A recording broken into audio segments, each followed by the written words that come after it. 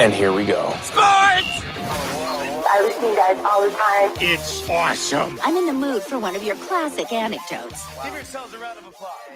All right, that's enough. Hey guys, there is someone I want you to meet. Dave Hooker Show with Caleb Calhoun on Off the Hook Sports. Represented by T. Scott Jones, banksandjones.com, Tennessee's trial attorney from the Ted Russell Ford Lincoln Studio, East Tennessee's #1 volume and customer service dealer, Ted Russell Ford and TedRussellLincoln.net. Hey, look, we're all part of the same team here. Now to the Dave Hooker Show on Off the Hook Sports.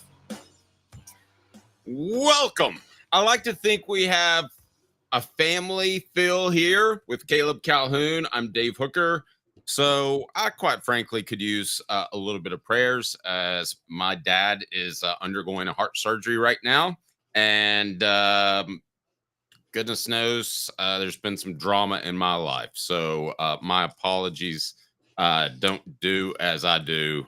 Do as God would lead you to do. He is Caleb Calhoun. I'm Dave Hooker. We have a big show lined up on tap. We certainly appreciate you being a part of it. Would love for you to go ahead and hit that like and subscribe button. We already have a political poll up, and Caleb's already called me out. It's like people are going to think you're a leftist. I have to be honest with you, Caleb, and this reminded me of my dad's stepdad who's undergoing surgery today. Caleb is like the top two with him of people that know history. You see all these books behind me. Do you think I read all these? I didn't. So Caleb, I didn't even know that I was picking left or right guys, but apparently, did I overskew it left on President's Day? Well, so Lincoln and Washington, no one's going to debate those ever, belonging on the list. But Teddy Roosevelt was president during the Progressive Era, which was literally the era of progressive reforms, and he was a trustbuster, which was pretty leftist. And then you named FDR, who is the most left-wing president this country's ever had. He was a borderline socialist. I mean, but I honestly didn't know it. I swear I didn't know it. I know the history of it, but not like you. So I wanted to put Reagan on there. He would make every candidate today look like a libertarian. FDR would on both sides of the political line. Should I put Reagan on there? I thought about Trump, but we didn't want to go there, right? You never want to go too recent. I would have just, you could have just done the Mount Rushmore ones, which Teddy still would have been on. But funny story, the reason Teddy's on Mount Rushmore is because he created the national parks and demanded that his own face be put on Mount Rushmore. That's pretty cool, isn't it? I mean, if you did the park, it's not as if it was the Reagan Library. He didn't put his name in front of that. But the park was the mountain was carved 20 years after his presidency, or like 17 years after. He's just like, yeah. Well, he had a godlike complex. Teddy Roosevelt thought he was God. I like him all of a sudden. I didn't know. I've learned something about him. Today's tough question coming up: Tennessee football spring practice preview. What's the Vols' most pressing concern? I want to talk about Tony White and Eric Berry leading the Vols Hall of Fame class. You got one guy that was my first favorite Vol, and you've got another guy that was my all-time favorite Vol to cover. So I wanted to visit about those two guys for a little bit, especially Eric Berry, who I got to know on a personal level, and his family is unbelievable. Tennessee basketball holds off Vanderbilt this day in Tennessee sports history. Also, we'll talk a little bit of Lady Vols beating Ole Miss. We'll talk Tennessee baseball stat of the day, and then college football expansion coming for 2026. I'm not surprised. And 3 prospects for 2026 to watch. One was a 2027 guy. Now, I want to go ahead and tell you the 3 that we're going to take a look at are all guys that I think Tennessee has a shot at, but they're highly rated guys. So we're skimming kind of the top of the milk vat. Is that a good way to put it? We're getting the butter. I guess that's a good way to put it. I never thought of it that way, but think that. Just be honest. You don't think that's a good way to put it? A little bit of an odd way to say it. I'll say that. Today's tough question is brought to you by Banks and Jones, Tennessee's trial attorney, banksandjones.com. Today's tough question. Boom. You heard that. Now take it. The Dave Hooker Show with Caleb Calhoun. represented by T. Scott Jones, banksandjones.com, Tennessee's trial attorney. From the Ted Russell Ford Lincoln Studio, East Tennessee's #1 volume and customer service dealer, Ted Russell Ford and TedRussellLincoln.net. Now to the Dave Hooker Show on Off the Hook Sports. The message board is so much fun that it almost makes me just want to do a political show with Caleb. We would throw white heat, would we not? Yes. And Derek has a great, yes, Eleanor, FDR's wife, Eleanor, was the first lesbian in the White House. And there's a great restaurant right down the street from where I live where Eleanor would take her secret lover all the time during those days. Did not know that. Go ahead and hit like and subscribe if you appreciate that story. That was an arrangement because, let's just be honest, FDR, given his polio, could not, I mean. Okay. Who was the first lady who, have you heard of Norris, the area Norris, RRIS, close to Andersonville? It's a quaint little community. It's like here in a small town, but they were building the bomb in Oak Ridge. So there was a presidential first lady that built Norris. And it's like these little shotgun cute houses. It's totally cool. There's not even a convenience store in it. Well, if they were building the bomb, FDR was president when the bomb was being built. So it would be Eleanor at that point, if that was the case. All right. I thought it was her. So maybe that's where she vacationed with those that she's friendly with. All right, let's go ahead and get to it. Welcome to the program. Tennessee's most pressing need, today's tough question. Spring practice is less than a month away. So Tennessee's most pressing need, Caleb, I wrote a column on this. It's on offthehooksports.com right now, and we would encourage you to check it out. Now, feel free to agree, disagree, rank these, because I'm going to throw them out there, and then I'll put them as part of our poll question. I kind of combine this one, center/interior of the offensive line. You're replacing Cooper Mays. Andre Keurig's appeal still hasn't gone through. We think it will, but we don't know. And then Wendell Moe Jr. or Sam Pendleton likely on the other side at the guard position. How disconcerting is that moving forward? You're replacing an all-SEC player in Cooper Mays. Oh, very disconcerting. Because it's not just whether or not, particularly at center, it's not just whether or not the center can do the job. I think Cooper Mays did a lot more than just do what he was supposed to do as the center for Tennessee. I mean, a lot of this was reading and understanding blocking schemes. And the Tennessee offensive line the blocking is simplistic to a certain degree, but it has to be somewhat reactive to the defensive line to where you block to a spot. Does that make sense? I mean, it's kind of in that way like a spread offense where they're not coached to maintain their blocks for longer than like 3 seconds. Is that fair to say? Yes. No, I think it's very fair to say. Yeah. Yeah. They're coached to block to a spot to allow the quarterback to step in a spot or for the running back to identify the hole quickly. Understanding those type of things, Cooper Mays was very, very, very good at. And just because William Satterwhite can block, there's no way of knowing if he's going to understand those things until he's actually in a game. And I just think that's way harder than people realize. I will tell you this. I will tell you this. Out of the people that Coop has told me are special, he's been right every single time. Dylan Sampson was one. I mean, early, like freshman year, I think. He really liked Hendon Hooker. I mean, there's a couple of more that I can't remember off the top of my head. Oh, he told me that Lance Hurd would eventually be good once the ankle got better, and I think you would agree that he probably turned himself into a B, maybe even a B-plus player last half of the season. Cooper thinks William Satterwhite's going to be really, really good. So that's just personal conversations I've had with Cooper. He wouldn't mind me sharing. He thinks he's got a tenacity to him. At the same time, can play with leverage and is a smart player, and you've got to have that at the position. Nico's going to take more of the reins, right, Caleb? But you don't want him in charge of all the blocking assignments. No, obviously not. Yeah, and that's a huge part of that is Nico. You don't want. I mean, the thing is, the quarterback calls the plays for everybody but the offensive line. The offensive line has their own language, and that's not just, by the way, Heupel's offense. That's pretty much every offense out there.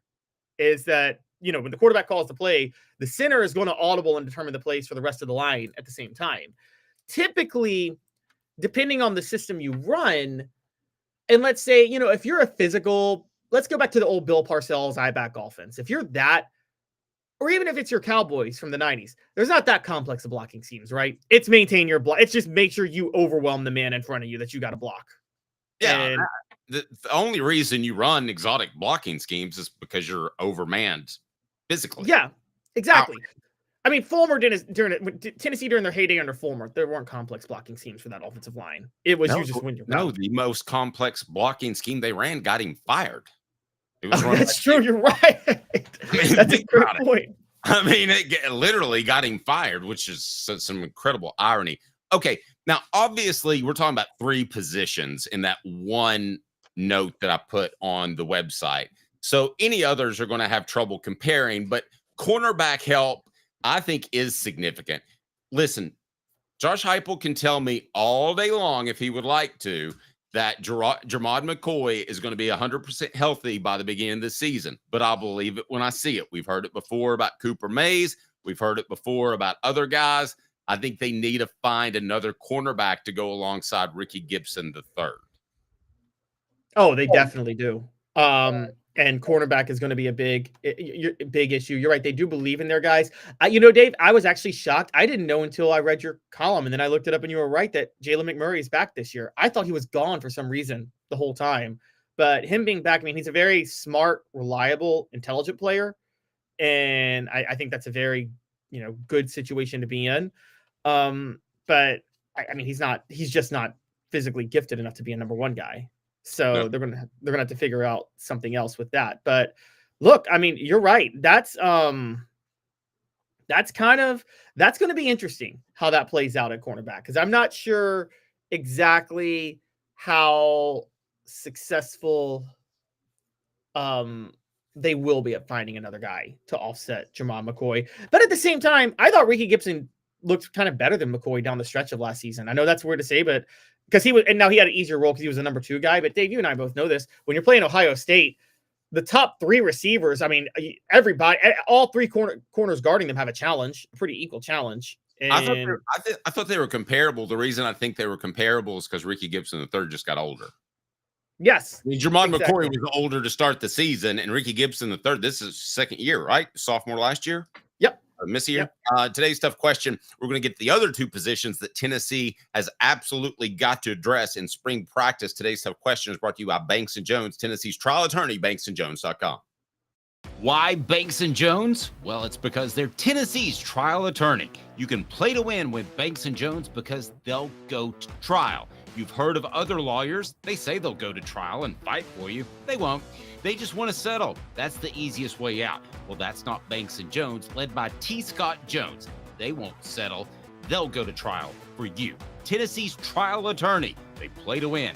Truly, Tennessee's trial attorney when it comes to criminal defense or personal injury. Why settle? It's Banks & Jones. T. Scott. Okay, so let me ask you, my next one is linebackers. And here's what I think about the linebackers. I think I like Jeremiah Telander a little bit more than you. Tell me if I'm wrong. And I think we both like Arian Carter a lot. My question is, when Keenan Pili has gone down the past 2 years and they had to go with a backup, the guy hasn't been ready. And it was Telander for part of last year. He ended up playing well, but the year before that, he was not ready. So that's my biggest concern. You've got to find a backup linebacker. I mentioned some possible candidates in my column if you want to address those, but I don't think you feel good if you have to go 12 games deep with just the 2 they have right now. No, you do not. And that's a really big issue. And look, down the stretch last year, we thought Telander was maybe in a little bit before he was ready, but I'm not saying he'll be bad long term. So we'll have to look at how that goes. I think they got enough bodies that they'll be able to find somebody behind them. I do. I don't know who that'll be, but I think they do have enough bodies that they'll be able to find somebody behind them. We're going to see how that goes. I've been told it's Spillman. Now, the other that I have, but I want to get to a comment. Okay, Orange Blood says, why isn't wide receiver one of the choices, Dave? Well, I mean, clearly it could be. I think that I like the kids that in Matthews and Brazel, they have coming back more than a lot of people. I really believe that they can be a solid 1-2 punch. I think losing Squirrel White hurts, but they have to address that position. I think they can be better there than most people think. Yeah, I think so too. I think we're forgetting this. Mike Matthews is, and I mean, I do my breakout Vols and things like that later in the year, so I'll do that in August. But guys, most everybody is saying Mike Matthews should be a breakout Vol this year. I think Mike Matthews should have. I think you might agree with me on this, Dave. He should have been starting last year. Seniority is the only reason he wasn't. And had he been starting, I think he would have been an all-star, an All-American, All-SEC guy last year. Well, and I've never really understood the seniority thing. I think players get frustrated by it because they know the other guy's better. Well, lastly, backup quarterback. You don't have Gaston Moore, he's basically the guy he's the custodian who doesn't do all the cleaning, but he comes in and he empties the trash cans. And that's what he did for Tennessee, would empty the trash cans. Okay, he didn't toilets and Love stuff. that analogy. Yeah, Love that analogy. He didn't do toilets and stuff, but you need somebody that's going to do everything and be able to make all the throws. He was never asked to do that. Can Merklinger be expected to do that?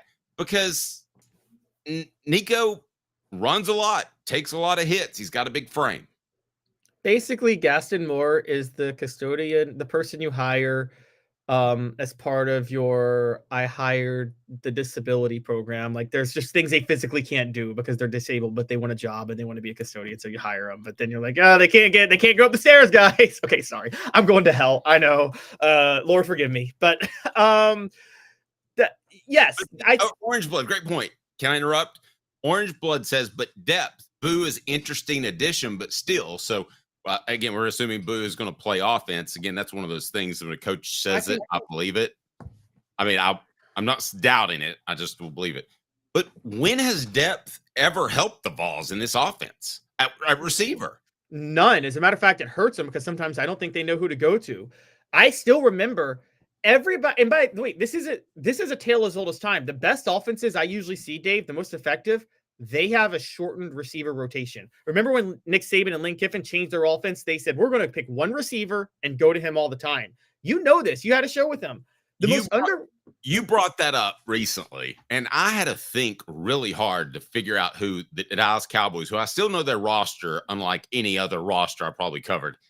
I had to think who their third receiver was, and it was Kelvin Martin. If you remember him, he played at Miami. But it was Alvin Harper and Michael Irvin over and over and over and over and over. And that's really how you go. What happened when everybody talks about what David Cutcliffe did with Eric Ainge? Dave, when he came back to Tennessee in 2006, you know what stood out to me was the fact that David Cutcliffe said, we're not doing this 5 receiver rotation anymore that Randy Sanders did. Remember when in 2005, one of their problems was you had CJ Payton, Chris Hannon, Robert Meacham, Jason Swain, and Brett Smith.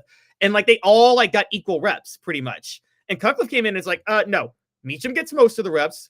Swain's the complimentary guy and Brett Smith's the slot. That's it. End of story. No questions asked. And what did it do? It turned Meacham into an All-American. The next year, they didn't even have great receivers. But Cutcliffe said, you know what? Lucas Taylor's going to be our go-to receiver. Period. End of story. No questions asked. He's going to get the bulk of the targets, and he became a 1,000-yard receiver. I think it's always better if you have a guy that gets the bulk of the targets, and then you just have guys to complement him. Agreed. David says, Dave, should we get a 1-year quarterback if spring game doesn't look good at quarterback? You have George McIntyre in there. We should probably work him in my column. I just think it's probably Merklinger's job to lose. That's a couple of 4-star guys. If you can't get solid play out of them, even though they're young, I'd be a little bit concerned about Josh Heupel. Yeah. I agree. You got it.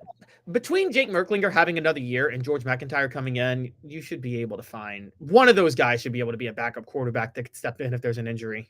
And now, I want to throw this. Skip Hargis says, I think seniority should never be an issue. Play the guys who are the best. Okay, I tend to agree with you.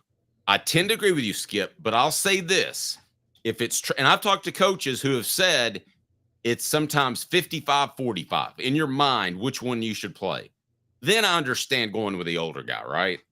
Yes, for 2 reasons. There's a sentimental side that is a little bit of a weakness, but actually 3. There's that. There's the players. A lot of times the players gravitate towards the older guy because they like him. But then there's the other part too.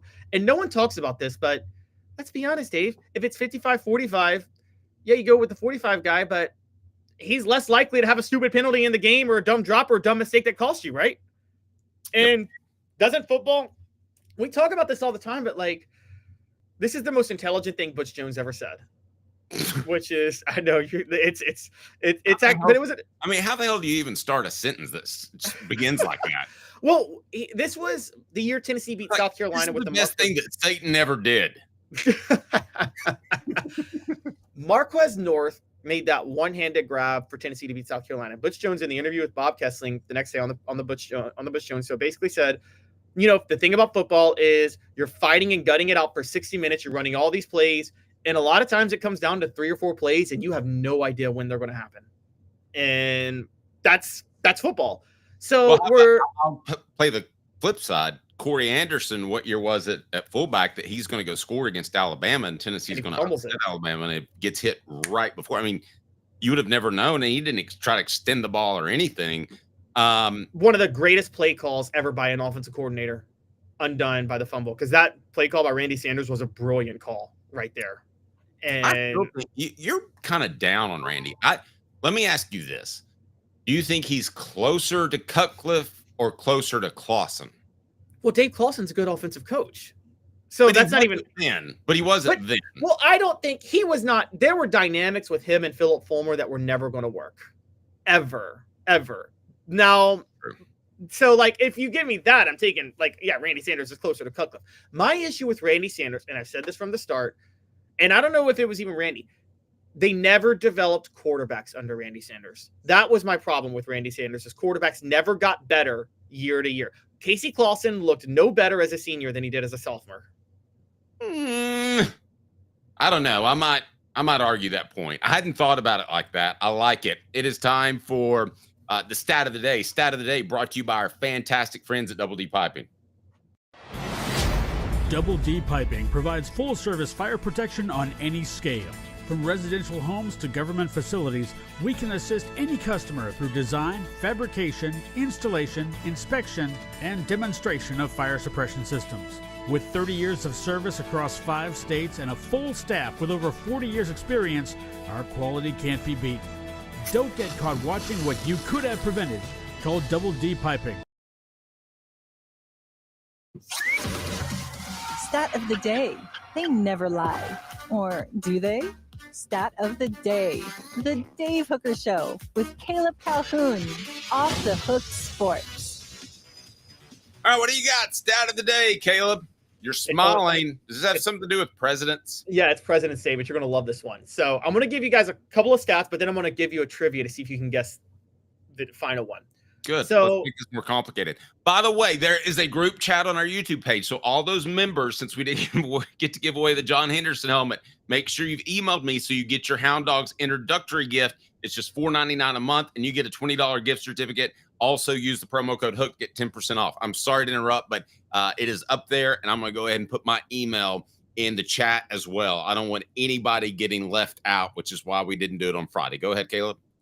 All right, so in terms of Tennessee's success, we're not judging how they did as president, but in terms of who was the best president for Tennessee's success, FDR was indisputably the best president for Tennessee's success because he was president during the 30s and the 40s, and Tennessee during that time won 4 SEC titles and 2 national titles and had a period where they went undefeated for 3 straight years. Truman was pretty good. Tennessee won 2 national titles under Truman in 50 and 51. Lyndon Johnson was pretty good. Tennessee claims a national title under LBJ in 1967. Of the modern era, George Bush Sr. and Bill Clinton were the 2 best because that's the late 80s through the 90s. That's where Tennessee had its peak. They obviously won a national title under Bill Clinton. Which proves that there's no correlation because those 2 guys were dead opposite. I mean, Bush and Clinton, you couldn't pick 2 further away from each other politicians or presidents. Now, who is the under which president, who is the winningest president in Tennessee history? Which is under which president did Tennessee have its highest winning percentage, just outright? No change. Wait. The United States president or the university president?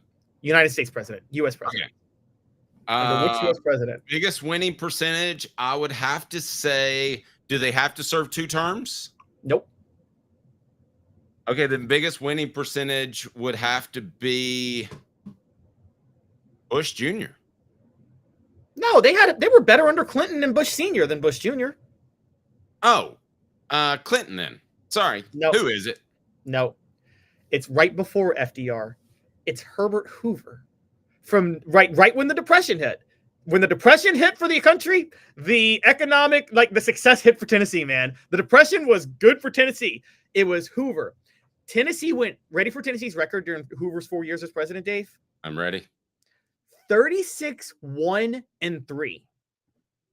This is early Neyland. This is the first period of Neyland. In 1929, they went 9-0-1. In 1930, they went 9-1. In 1931, they went 9-0-1.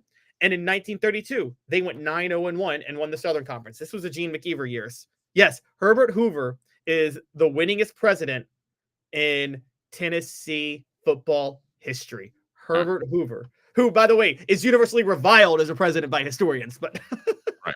Hemp House, the premier hemp dispensary online with a wide variety, great selection, and strict standards. Hemp House chat with 2Ts.com. Use the promo code HOOK for 10% off.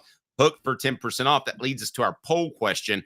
Where does that stand? People are calling me out for leaving out wide receivers, but I'm just telling you, I like that group more than most media members that are out there. But where do we stand now as far as the positions that Tennessee has to address in spring practice? So the biggest concern for the spring: interior offensive line, backup quarterback, linebacker, or cornerback. Do you want me to give the answer? You know, I think I do want you to give the answer. But first, I want to remind people that you can join just $4.99 a month, Hound Dogs of Knoxville, and you will get an introductory $20 gift certificate to Hound Dogs of Knoxville. You can use the promo code HOOKED to get 10% off, HOOKED to get 10% off, and we'll be giving that John Henderson helmet away. I absolutely promise that. Also, portions of the program brought to you by Quality Tire Pros, serving Chattanooga's community since 1957, all major brands of tires, full service automotive, brake alignments, oil changes, and more. Stop by and tell Bo that Dave Hooker and Off the Hook Sports said, hey, Bo. All right, what do you got? Okay, so the results are interior offensive line leads at 52%. That's right, 52%. Our viewers are smart because they're right. Yes. It's interior offensive line. That's three positions. That's like saying safety and two cornerback positions. Why are you trying to diminish the intelligence of our... I'm not. I'm diminishing my own intelligence. That was self-disparaging. Linebacker is 2 positions and cornerback is 2 positions and sometimes 3. So, you could be like, it's still like they all were multiple positions. Let's flip it for just a second before we move forward, because I want to have some fun with this next topic. And I don't know how it's going to go, but we're just going to give it a shot. But let's flip it to, I have no idea how this is going to go. So let's flip it to this. Tennessee's biggest concern in spring practice, interior offensive line or wide receivers. Just those two, because I want to see what people have to say. Now, what I would like to ask you to do is, what was your first favorite Tennessee athlete? Because mine surprisingly wasn't football. Johnny Jones was close, but it was Tony White, who will go into the Hall of Fame along with Eric Berry. Now, I wrote about these two guys because the irony is that Eric Berry, to me, was my favorite athlete I ever covered. Because for whatever reason, the quarterback wasn't the mouthpiece of the team. Usually he is, right, by default. You go to the quarterback, you need a quote. Well, Jonathan Crompton wasn't having the best season. He ended up salvaging that. So you had to go to Eric Berry and you had to ask him the same questions over and over and over. So I'm just curious. Let's have some fun on the message board. Tell me who your first favorite Vol is, or your all-time favorite Vol, because to me, it's kind of cool that my first favorite Vol, which was Tony White, goes in at the same class as the guy I actually covered and knew.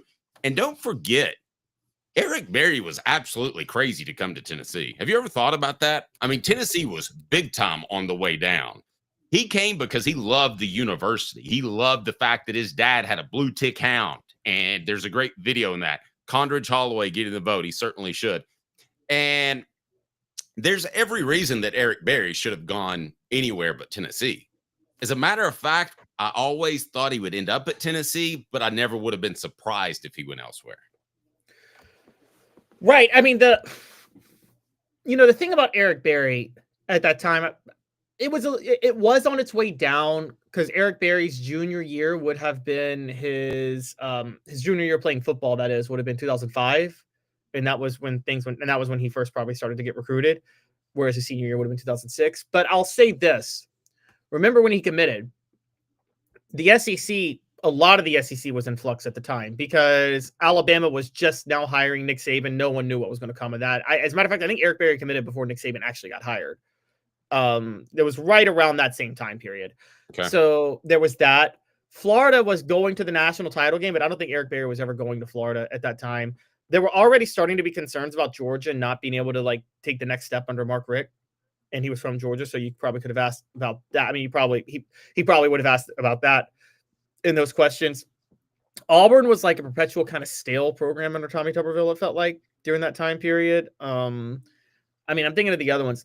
LSU was rolling under Les Miles, and yes, he won the national title a year later. But Dave, let's be honest, if you saw Les Miles his first 2 years at LSU, you probably thought, man, this guy's an idiot. He's going to collapse the program, isn't he?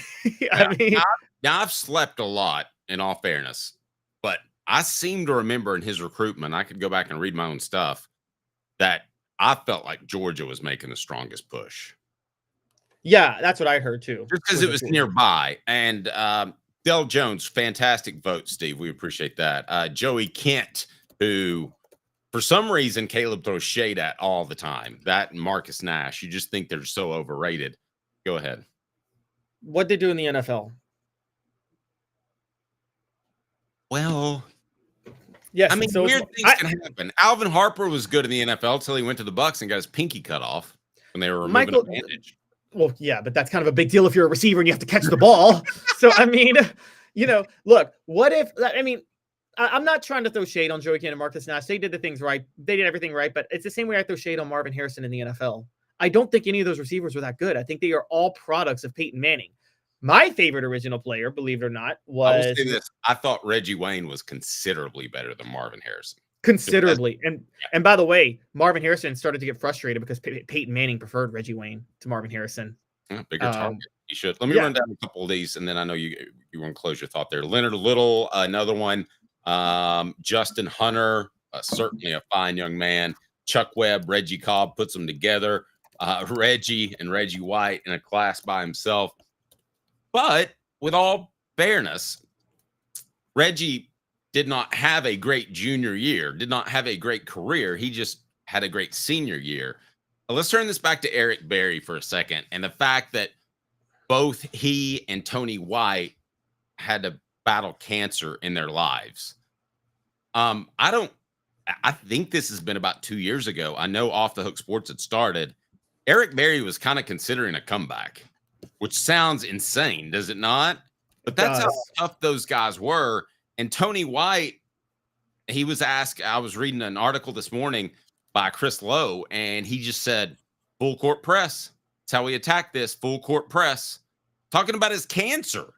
I mean, that's pretty gutsy stuff. And by the way, not only did that happen, Tony White, you're right. Within a year of receiving his bone marrow transplant, COVID broke out. Now, I don't want to get into the political debate over how dangerous COVID is, but it was very clear that it was very dangerous to people with like illnesses and conditions. So could you imagine how nervous he had to be during that time period? I mean, Tony White is... well, I'm sure he wasn't allowed to go anywhere. Yeah. I mean, and you have to be uber careful because this happened to a family member of mine. He had emphysema from being in being in the Vietnam War, and just happened to be his granddaughter had it, didn't know it, came to do laundry, and boom. I mean, so we're not going to get into the debate of whether or not we should have taken vaccines and all that stuff, but I think we can all agree that if you had an extenuating circumstance, you were definitely more at risk, and I wouldn't have wanted to be in Tony White's position at that particular moment in time. No, not at all. I mean, it was very dangerous, and it's, you're right. The whole team, I remember visited them when they were number 1 in 2019, and he was just in such good spirits, Tony White. And so, Tony White and Eric Berry are, I mean, if you're talking about the most inspiration, it's funny that they're in the same Hall of Fame class because based on, and you wrote this in the article, Dave, but they might be two of the 5 most inspirational people in Tennessee Vols athletics history. I mean, I think you'd have to put an Inky in there, right? Inky Johnson. Do you say Pat Summitt just because of what she meant to women's sports? She didn't have you got to say Pat Summitt, what she did for Alzheimer's. Yeah, I was thinking strictly football players. I was going to go with Billy Ratliff because Tony White though didn't play football. Well, that's true. I guess I was just going to male athlete. Sorry, that sounds sexist.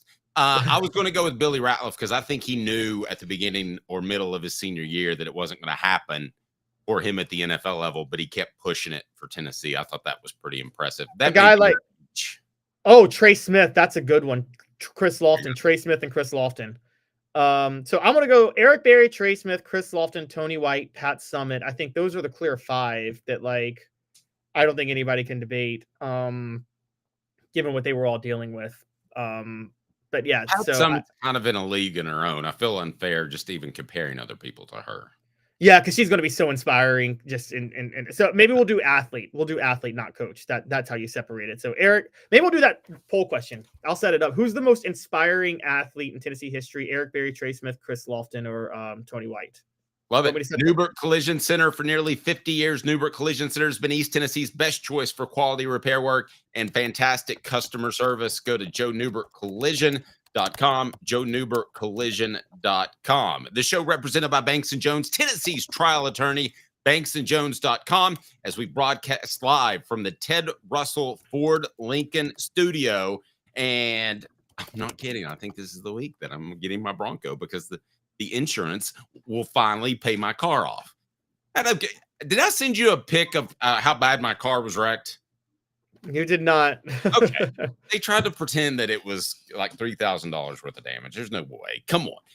But again, want to certainly thank our friends at Ted Russell Ford Lincoln, East Tennessee's largest all-volume dealer. Stay tuned. The show represented by Banks & Jones, Tennessee's trial attorney, BanksandJones.com from the Ted Russell Ford Lincoln studio. It's a new year, a new day, and Ted Russell Lincoln has an exciting new offer to share. Right now, get a 2024 Lincoln Navigator with 0% APR for 72 months and up to $4,000 in bonus cash. Or drive away in a new 2024 Lincoln Corsair Grand Touring with 0% APR for 60 months and up to $4,500 in bonus cash. It's time to get excited about the ride. Come and see what a luxury car experience truly is at Ted Russell Lincoln, Knoxville. Now in its 45th year, the second and third generations continue Joe Newbert's commitment.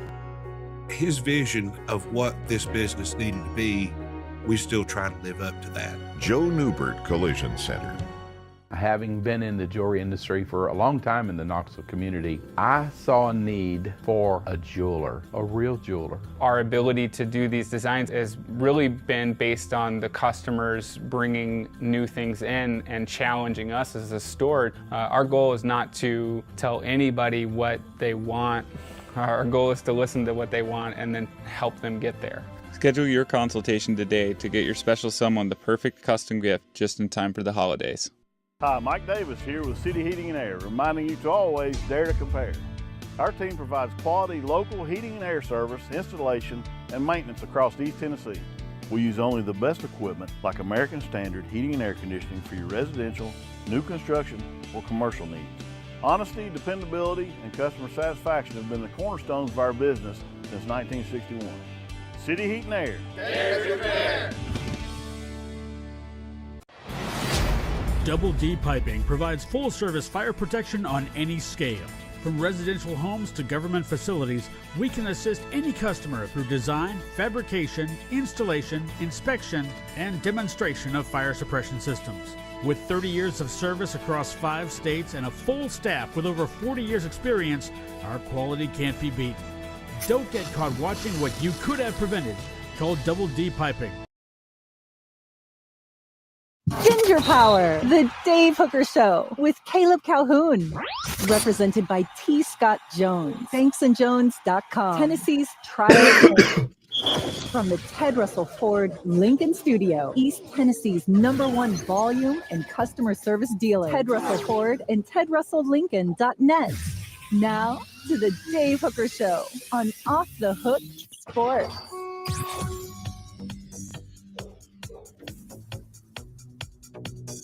I'm doing both here. I'm playing producer and host. I think we're going to have John Wilkerson, the voice of the Diamond Vols. See if we can get him on base. Just let me know if you see him, because we've got to get John on. He does a fantastic job. And the Diamond Vols are still pretty good. Did you know they won a national championship last year? Yeah, they did. All Tennessee needs is men's basketball and softball, and they got like the top 5 sports, all winning national titles. I like softball's chances a lot better than basketball. What's the poll question again, Caleb? Who is the most inspiring athlete in Tennessee Vols history? And Eric Berry and Chris Lofton and Trey Smith and Tony White are the options. Brought to you by Rick Terry Jewelry Design. Look at my guy. They want to be your jeweler looking for affordable game day jewelry at Tennessee. RickTerryJewelry.com. Wait. Skip wins the comment of the day. What? The most inspiring athlete in Tennessee history. I'm not an athlete, but coach, but Jeremy Pruitt, because he overcame his mental deficiency to become a head coach. That's just wrong, Skip. No, that was Adam. I apologize. Adam said it. I apologize, Adam. You're between two quotes from Skip Hargis. Yes, Adam said that. That's the winning quote of the day. I know. That's pretty good. Just for the record, I think I've mentioned this. Mike Shula, Jeremy Pruitt, the dumbest coaches that I've ever interviewed firsthand. Well, I remember you telling me about Mike Shula, yeah, who's now South Carolina's offensive coordinator. But yeah. Well, what about See, I still maintain Butch Jones is dumber than Jeremy Pruitt. It's just Jeremy sounds dumber, but maybe it's. But I don't know. No, I could see that. Somebody who may sound stupid, but they actually are kind of smarter than they sound sometimes. Was Butch Jones. Are you talking about me, Caleb? Hope not. Hot or cold? Let's get to that right now. Tennessee with some recruiting news. Hot or cold? Brought to you by our friends at City Heating and Air Conditioning. Now is the time to get your unit serviced. That's cityheatandair.com. 50 years in East Tennessee. Integrity matters. Is Tennessee hot or cold right now when it comes to recruiting? Just in general, what are your thoughts on where Tennessee is? And then I want to break down some guys that are on offthehooksports.com right now. I think as of right now, they're hot in recruiting. If you think about it for 2026, they have the number 7 ranked class, and it's number 2 in the SEC. Now, is that going to last? No, other schools are going to catch up, and Tennessee's going to have to keep fighting, but they're off to a pretty good start. Nope, I agree. All right, so let's take a look at some of the guys that I wrote about. Hot or cold? Let's start with Savion Hitter, which has a great last name, but it's one letter away from a really bad last name. But running back Savion Hitter, Tennessee not hit her. No, or lure. Tennessee is battling the last 3 national champions to land 5-star running back Savion Hitter, who is from Louisiana County High School in Mineral, Virginia, 6'2", 200 pounds, told on 3 he will visit Ohio State, Georgia, Michigan, and Tennessee. So Savion Hitter, I would say Tennessee is hot for him right now, or he's hot for Tennessee, however you would say that, because Tennessee made the final quattro after Penn State's been eliminated. Do you want to jump in on this one, or do you need to move to Bryce Perry? Right. No, I'm with you. Tennessee's hot on him. Virginia, they have a good connection into the Virginia area. And also the fact that Tennessee is in contention with 3 other schools that won national championships means he's just in it. He's into Tennessee just for Tennessee. And that really kind of stands out. Good point. Defensive lineman Bryce Perry Wright, never wrong. 6'2", 250-pound defensive lineman from Buford High School. He told 24/7 Sports they already had official visits scheduled to Auburn, Clemson, Georgia, Texas, and Texas A&M, and said he'll try to get to Knoxville in the fall. Well, recruiting's almost over by then, as bizarre as that sounds. So I'm going to say the Vols are cold on defensive lineman Bryce Perry Wright. Totally cold on him. Totally cold on him. They're not going to land him. There's so many people going after him, and I hear that Georgia wants him really, really, really badly. And we talked about the Kirby Smart defensive line discount. I'm not so sure if that'll exist, but if they offer him anywhere near competitive, give him anywhere near a competitive offer, he's taking Georgia over Tennessee. Let's just be honest. Yeah. Change the poll question if you don't mind. Give us an update before we get to Ethan Feaster. The poll question is, who's the most inspiring athlete in Tennessee Vols history? And Eric Berry leads at 65%. Then Chris Lofton at 24%. Trey Smith and Tony White each tied for 6%. Okay, change that to better name, Booby or Hooker.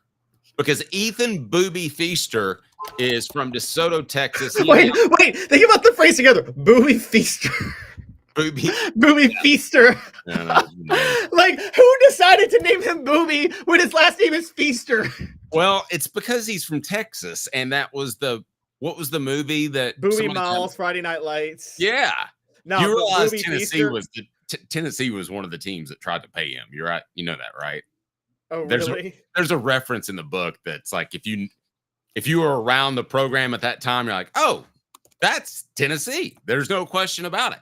But he is reclassified from the 227 to 226 class. I don't know if Tennessee's really hot or cold on him because he's still down to 12 schools. So that could take a while. We'll get an update on our poll question, hot or cold, brought to you by City Heating and Air Conditioning, cityheatandair.com. Hi, Mike Davis here with City Heating and Air, reminding you to always dare to compare. Our team provides quality local heating and air service, installation, and maintenance across East Tennessee. We use only the best equipment like American Standard heating and air conditioning for your residential, new construction, or commercial needs. Honesty, dependability, and customer satisfaction have been the cornerstones of our business since 1961. City Heat and Air. All right, whose name you going with, Booby Feaster or Hooker? Oh, I just typed in Booby. I didn't type in Booby Feaster, but people are saying Booby is a better name. I mean, Booby's a better name than Hooker? I got an 8-month-old right now, so I know all about what a Booby Feaster is. So that's how you got the 8-month-old in the first place. I don't think that's how. Okay, never mind. But that often begins that way. Oh my god. I'm sorry. Why did they name him Booby?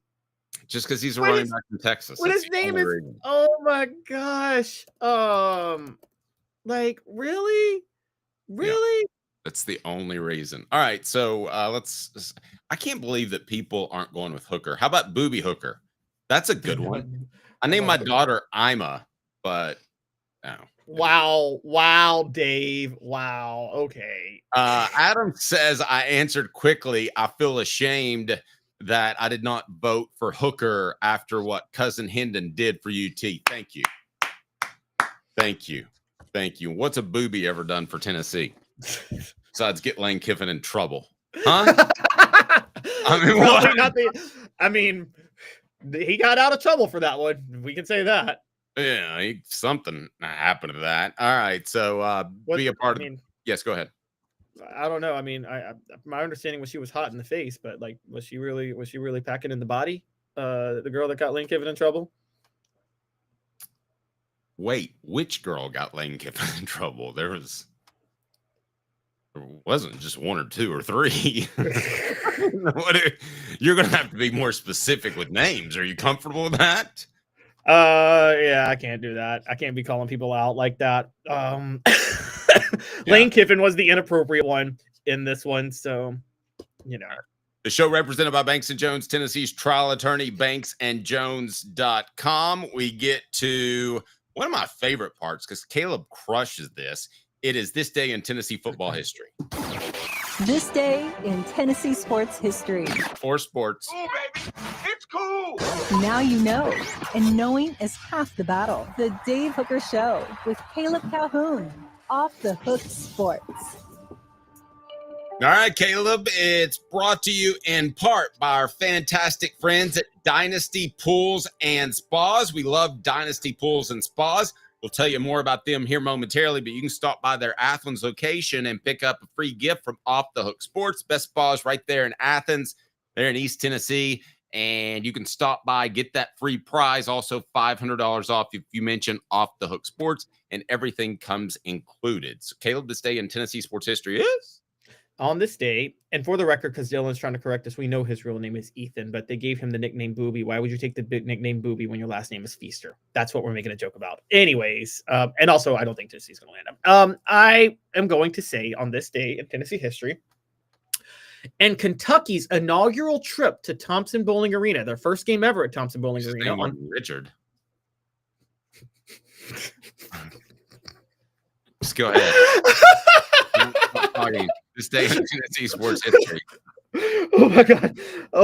Okay.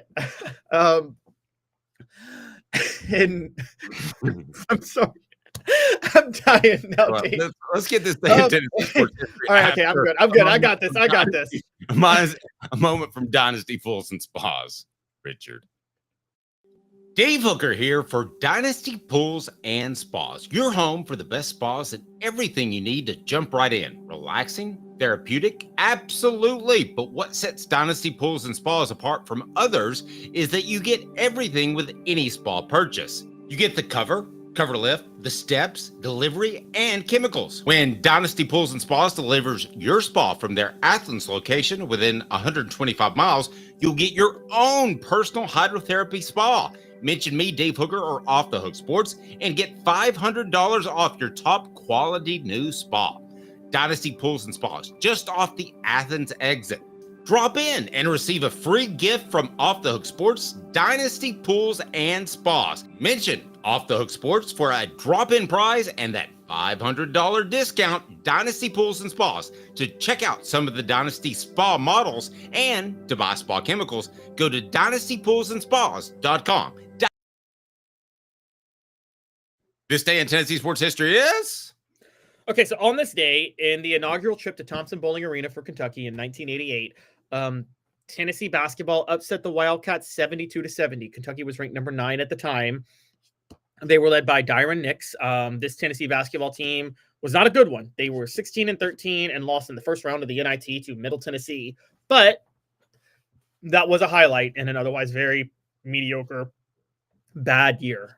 Was beating Kentucky. I'll tell you what, though. The other highlight of that year was probably Dyron Nix's Jerry curl. He worked that thing, man. I mean, he rocked it. He was proud of it. It was a little bit I'm trying to think of what's like a Caucasian mullet, except it was the oil. What do they put? I don't understand. What is? You're asking me? I don't know. I don't know. The Jerry wait, curl. Wait. Does anybody remember the Jerry curl that Dyron Nix had?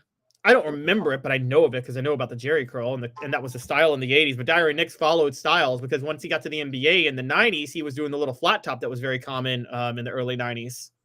Okay, so let's stay trendy. Let's replace the poll question with this: what's cooler, Jerry curl or mullet? What's cooler, Jerry curl or mullet? The show represented by Banks & Jones, Tennessee's trial attorney, banksandjones.com. I want to remind everyone that you need to know about Ted Russell Ford Lincoln, your home for the finest vehicles in Knoxville, new and used. Man, I'm excited about my Bronco, picking it up this week, and they have been able to follow up with me and keep me on task while not being a pest whatsoever. I absolutely love the buying experience there. They perfected the buying process. And I'll tell you what, they love supporting local businesses. They love sending someone home in their first car. Ted Russell Ford Lincoln loves to be a part of special moments in East Tennessee. Ted Russell Ford Lincoln use it as an honor to serve their friends and neighbors. The show represented by Banks & Jones, Tennessee's trial attorney, banksandjones.com. Why Banks & Jones? Well, it's because they're Tennessee's trial attorney. You can play to win with Banks & Jones because they'll go to trial. You've heard of other lawyers. They say they'll go to trial and fight for you. They won't. They just want to settle. That's the easiest way out. Well, that's not Banks & Jones, led by T. Scott Jones. They won't settle. They'll go to trial for you. Tennessee's trial attorney. They play to win. Truly Tennessee's trial attorney when it comes to criminal defense or personal injury. Why settle? It's Banks & Jones. T. Scott Jones. banksandjones.com. Dave Hooker here for Dynasty Pools and Spas, your home for the best spas and everything you need to jump right in. Relaxing, therapeutic, absolutely. But what sets Dynasty Pools and Spas apart from others is that you get everything with any spa purchase. You get the cover lift, the steps, delivery, and chemicals. When Dynasty Pools and Spas delivers your spa from their Athens location within 125 miles, you'll get your own personal hydrotherapy spa. Mention me, Dave Hooker, or Off the Hook Sports, and get $500 off your top quality new spa. Dynasty Pools and Spas, just off the Athens exit. Drop in and receive a free gift from Off the Hook Sports, Dynasty Pools and Spas. Mention Off the Hook Sports for a drop-in prize and that $500 discount, Dynasty Pools and Spas. To check out some of the Dynasty Spa models and to buy spa chemicals, go to dynastypoolsandspas.com. Dynasty Pools and Spas. Now in its 45th year, the second and third generations continue Joe Newbert's commitment. His vision of what this business needed to be, we still try to live up to that. Joe Newbert Collision Center. Are you ready to get strong? At NFC, we offer top-notch weight training and functional fitness, so you can build strength and improve your performance. Join today at nfc1.com or stop by any one of our 7. Frank, like the name, but serious or something. The Dave Hooker Show with Caleb Calhoun, represented by T. Scott Jones, banksandjones.com, Tennessee's trial attorney. From the Ted Russell Ford Lincoln Studio, East Tennessee's #1 volume and customer service dealer, Ted Russell Ford and TedRussellLincoln.net. Now to the Dave Hooker Show on Off the Hook Sports. What's our post there that's on the screen when you read that to us, Caleb? Coming to America is the best preservation of the Jerry curl hairstyle. Okay. Did anybody kind of wonder, and maybe it's because of my age, I would have been a teenager when that came out.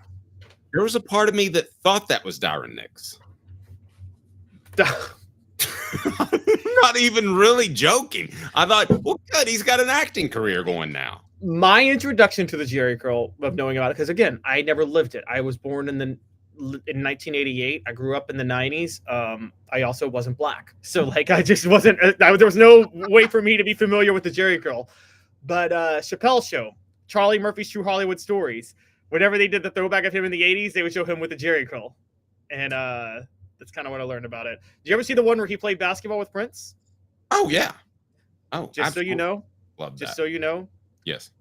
I got some in-laws who actually are connected to Prince. That's a true story. Prince was a very good basketball player. Oh, no. I don't doubt that at all. All right. So our poll question is what? Jerry curl, mullet. Who's winning? Mullet, 86%, which basically what they're saying is the white version's better than the black version. What is that? Basically like a straw poll of our listeners' ethnicity? Is that what that is? Ethnicity? You mean ethnicity? Ethnicity? Yeah, you know what I mean. I mean, yeah. I mean I think you're being too simplistic with our guys here. Well, all I know is after Tiger King, I think the mullet should be retired too. Because I don't think I would assume. Yeah, I don't think anybody wants to be like Joe Exotic. When did Tiger Tiger had a mullet? I don't remember that. No, Joe Exotic had a mullet. Oh, not Tiger Woods. No. Tiger King, the documentary. Did you ever watch that on Netflix? No. Basically it happened. It came out the week everybody had to quarantine for COVID. The week it started, and basically the whole thing with Tiger King was we're doing a documentary on these 3 random people that run tiger farms and they abuse tigers and they all hate each other. And like one may have killed her husband and then the other one tried to kill her. And like, yeah, no, it was crazy. It was some crazy stuff, man. Well, I saw the monkey one that they based it off of, and it was like an ape, but they based it off Tiger King because the apes would get like 800 pounds and like could rip a car door off. So that didn't work out well, especially for the lady that got her face eaten. Yeah, that's probably not a good idea. It did not. None of that played well. All right. So Let's talk about some lady Vols. What the H? What the H? Wow, I've never worked hard on anything. What a cool life. For real? The Dave Hooker Show with Caleb Calhoun. Represented by T. Scott Jones. BanksandJones.com. Tennessee's trial attorney. From the Ted Russell Ford Lincoln Studio, East Tennessee's #1 volume and customer service dealer. Ted Russell Ford and TedRussellLincoln.net. Now to the Dave Hooker Show on Off the Hook Sports. I guess it's my preseason expectations that continue to creep in and affect my judgment, but I'm stunned by this Kim Caldwell group and the fact that they just continue to win at a high level. We've talked about the freshman wall. I wonder if you'd have a first-year coach wall, especially one that's demanding like her. If so, they haven't hit it yet because they beat Ole Miss, Caleb, and it looks like a Sweet 16 lock team to me, if not even better. Yeah, the thing about this Kim Caldwell team, and by the way, Ole Miss is a very good one. They're a good basketball team. They're 17-8, 8-5 in the SEC. And as that happened, Tennessee looked even better yesterday because UConn, who Tennessee beat at home, went to South Carolina and beat them 87-58 at South Carolina. So that looks real good for Tennessee. As far as this game yesterday, we talk about this a lot, but again, Tennessee had to score a little bit more out of their half-court sets, and they're getting better at it. That's the big deal. They're getting better scoring out of their half-court sets, not in transition. And that's where they really needed to work on things. Now, they still got out-rebounded 40-33. They gave up 17 offensive rebounds. They've got to work on that. But they scored 80 points, and Jewel Spear was just a star. She went 5 of 7 from 3, 9 of 11 from the field, had 28 points, just absolutely balled out. But Samara Spencer had 13 points, 10 rebounds, 6 assists, and Talaysia Cooper also had 11 points and 6 assists, and she had 6 steals and 6 rebounds. She had 11 points, and Samara Spencer had 13. Neither of them hit a 3. And off the bench, Z Spearman had 14 points, and she didn't hit a 3. So 3 Lady Vols scoring double figures without hitting a 3 when this is a transition 3-point shooting team shows a lot of growth. But here's the big thing, and you brought it up about the wall. I remember the Bruce Pearl team, the first Bruce Pearl team, 2005, 2006, that like really just lit a fire under the fan base with how exciting they were. Was it Jawan and Chris? That year they had Dame Bradshaw, Andre Patterson. They still had Jawan and Chris, but they also had Dame Bradshaw, Andre Patterson, Major Wingate, a lot of those guys. They got we're not allowed to speak Dame Bradshaw's name because he's an Eagles fan. Kidding, Dane. I love you. Go ahead. He also went to my rival high school that I hated, so it's okay. Wow, double hatred for Dane.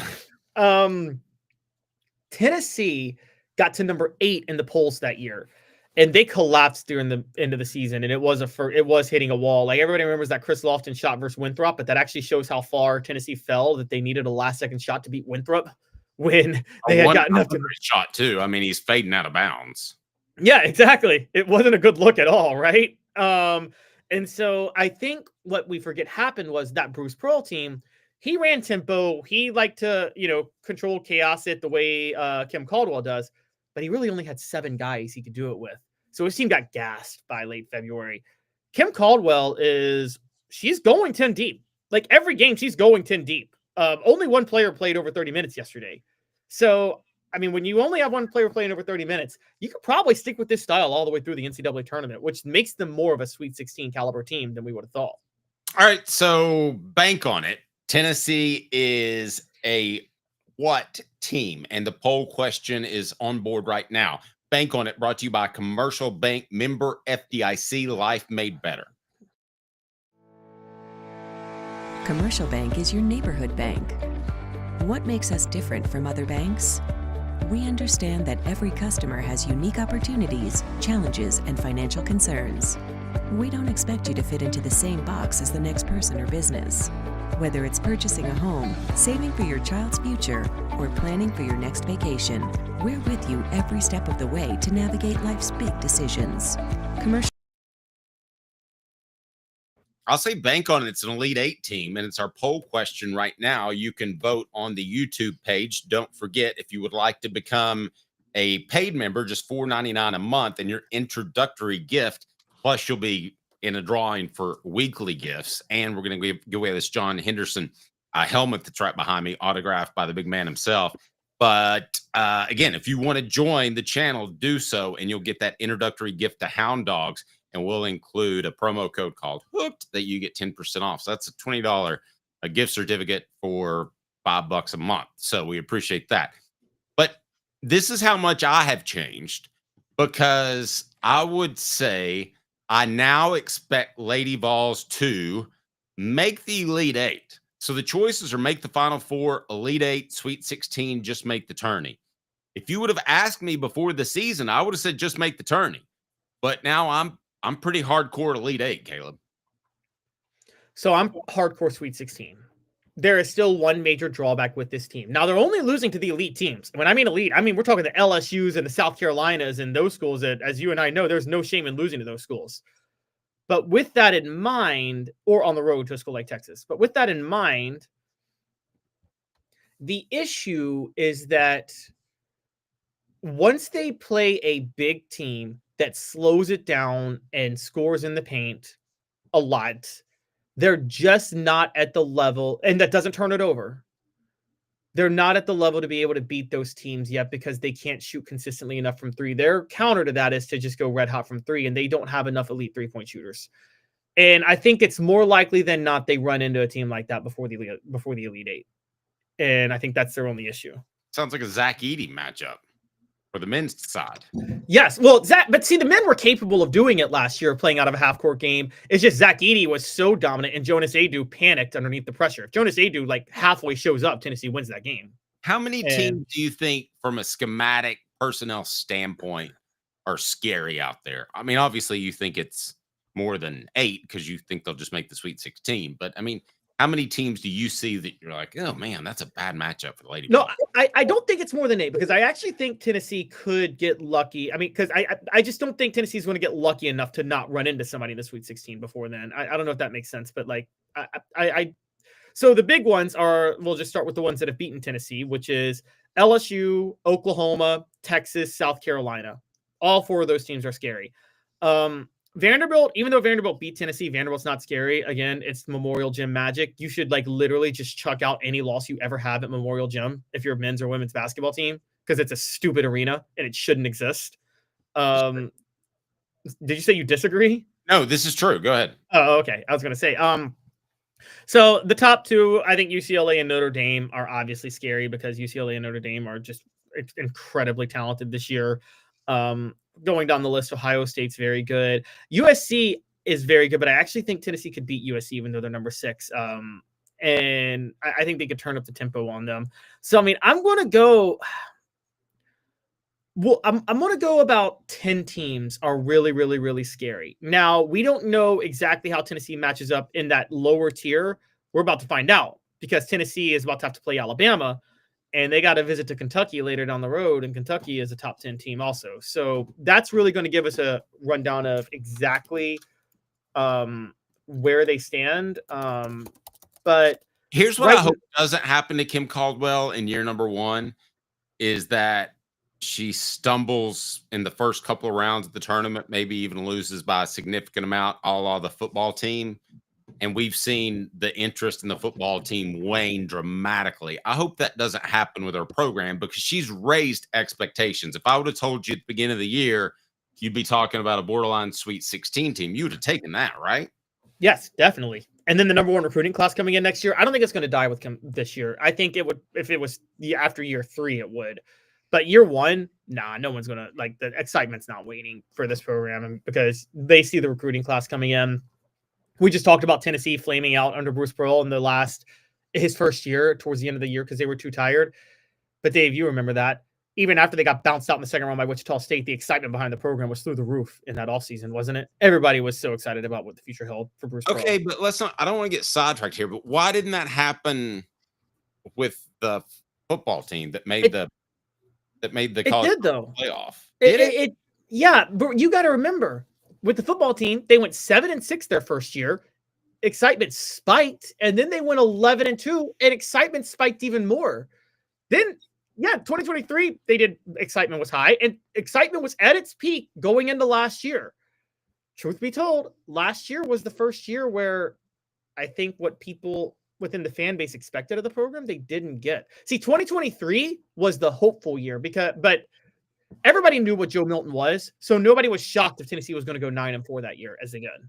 And because everybody's like, I disagree. I think you and I knew who Joe Milton was. I think people close to the program knew who Joe Milton was, but I think 90% of the media thought he was going to be an improved version of Hendon Hooker. Well, I'm talking about within the fan base, though. I think everybody knew 2023 was a stopgap year until Nico Iamaleava came. I think the fan base knew that Milton was a stopgap year for Nico, and I think the reason they're a little disappointed is because what they expected out of Nico in the program this past year did not come, and that's the first time that they really expected something that didn't happen. Okay, well, I think people like Milton a little more than you think. I think they got excited about the fact that he could throw an orange 150 yards or whatever it was. But nevertheless, I don't think that's going to happen with this Lady Vols team because it is year number 1. That to me is the difference. It was year 4 for Josh Heupel. So yes, if you ask somebody, now we didn't know there was going to be a 12-team playoff, right, when he was hired in 2021. But I think it came in like right that year the news broke, right after he got hired. But yeah, it was around that time. Right. So if you said you're going to make the college football playoff and it's a 12-team playoff by 2024, you should be happy with that. But I don't sense that fans are. I think it's a little bit behind what they thought was in store for them 2 years down the road after the 2022 season, in which they went 11-2 and finished number 6. I think there is a level of disappointment that they haven't hit that level yet. Now look, sometimes with coaches, and Dave, you know this with programs, and we'll talk about this. I think a lot of times we look at programs, whether it be women's college basketball, men's college basketball, or college football, and most people look at it with the expectation that it'll be like a Bitcoin stock where it just shoots up in value, right? But there's not enough of getting it. Maybe you're seeing a guy where you might get a 3% return on your stock every year. And eventually one day you wake up and you got $1 million because you were patient, right? No one does that in college sports anymore, do they? Where they look at a 3% return and then one day they wake up and they got a national title program. I don't think anybody does that in not just college sports, but sports period. I remember when the talk that Mike Tomlin should be fired. I'm thinking to myself, whatever you think of your GM or the rest of the front office, Mike Tomlin's a solid coach. He's going to maximize wins each and every year. I think he's made the playoffs every year. Or is it finished 500 or better every year? He's finished 500 or better every year. Yeah. And by the way, you know, the only school that I know that did that, Michigan. What did Michigan do? While everybody was losing their heads, they stayed with Jim Harbaugh the whole time. And eventually they made it to 3 straight college football playoffs, won 3 straight Big Ten titles, and cleaned it up with a national title.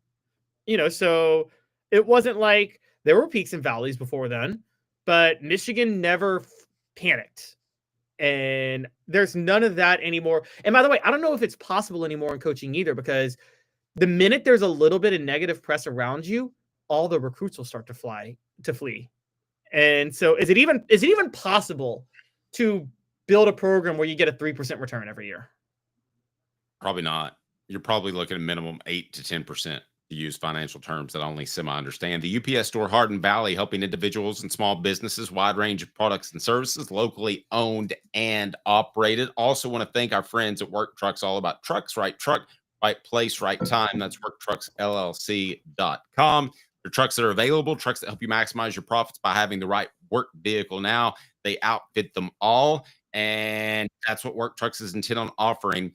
And you've just got to check them out, worktrucksllc.com. They've got the Napide work bodies installed, pickup trucks of all sizes, and anything special like cranes or dump trucks. Work Trucks supplies vehicles to people just like you and get you back on the road tomorrow in a dealership runaround. If you're a contractor, Work Trucks, service industry, Work Trucks, proud supporters of the Tennessee Vols. Worktrucksllc.com. For the entire inventory, go online, or you can also just stop by their downtown store in Birmingham or on Clinton Highway in Knoxville. Caleb, so what's a 3% return on this year compared to last year? That to me is just hanging tight in a road game. That's not going to be good enough this year to just lose by 10 or 14 on the road. Sorry, muted. have my mic muted. No, it's not. But like, this is the. I mean, a 3% return this year is getting back to the playoff and getting closer to the second round. Like not losing 42-17 in the first round, but like that's what I'm saying. But if let's pretend for a second it's 35-20. Tennessee fans aren't going to be happy with that.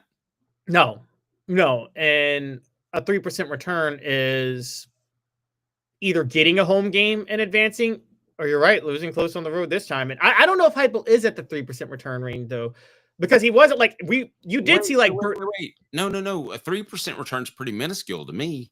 I mean, to make a jump to host a playoff game or get a bye. Tennessee barely didn't host a playoff game this year.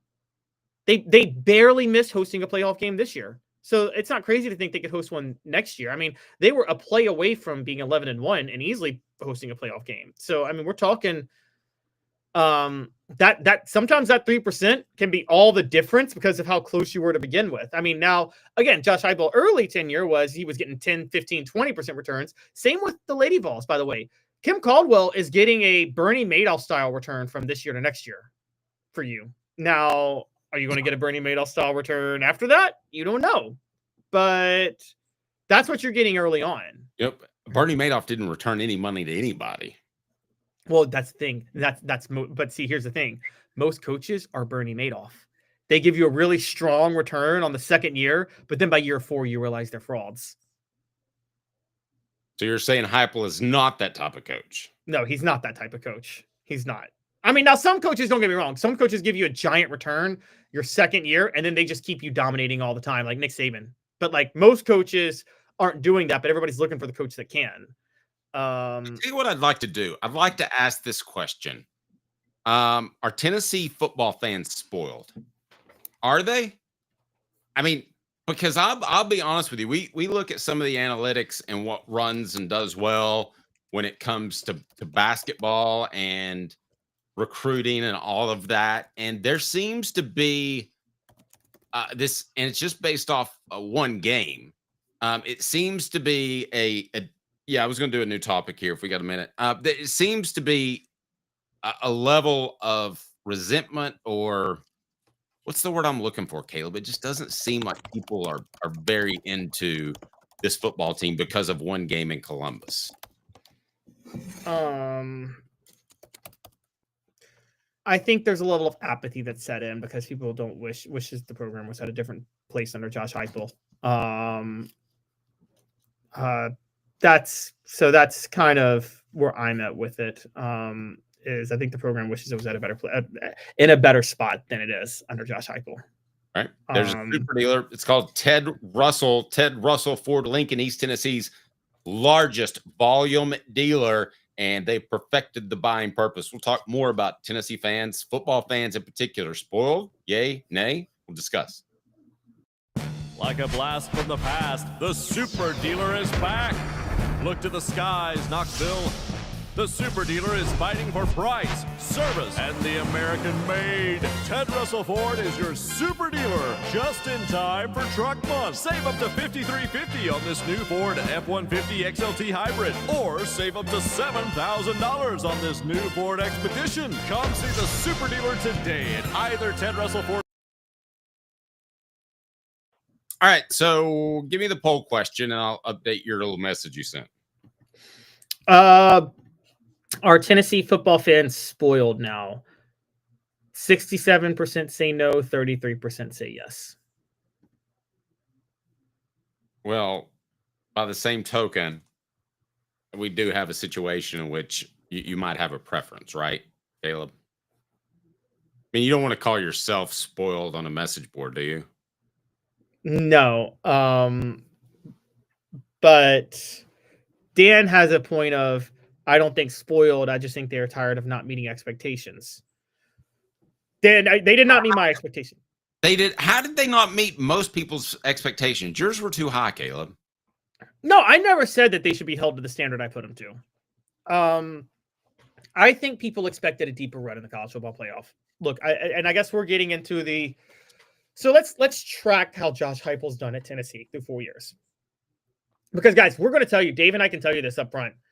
We can track it by our views on YouTube. Apathy has really crept into the Tennessee football fan base this all season. Has it not, Dave? It is it's at a higher level than it has ever been under Josh Heupel.